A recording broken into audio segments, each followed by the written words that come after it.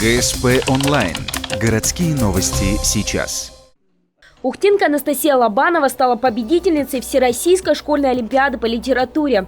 Ученица 11 класса 10 школы всерьез увлеклась этим предметом давно. 4 раза становилась победительницей муниципального уровня этого конкурса. В прошлом году стала второй на республике. Ну а в 11 классе смогла стать лучшей в регионе и добилась вместе со своей учительницей Людией Бондарчук поездки в Ярославль на Всероссийскую олимпиаду. Педагог вспоминает, уже сам факт поездки был для них победой. Но когда мы там приехали, пообщались, увидели других учеников, желание попасть в группу призеров сначала.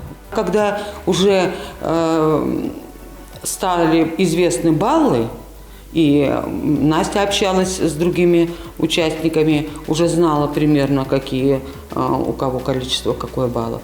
Ну, стало понятно, что мы приблизились уже и к группе победителей.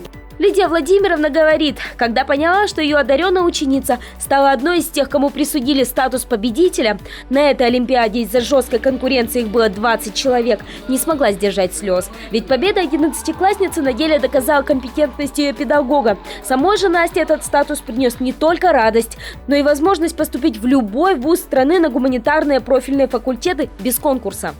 Я не планировала поступать по профилю литературы, я планировала поступать в архитектурный вуз. И эта победа была совершенно неожиданной для меня. Вот теперь передо мной стоит очень серьезный выбор. Поступить на профиль, в котором я победила без экзаменов, или поступить на ту профессию, которую я выбрала до этого. Выбор действительно сложный.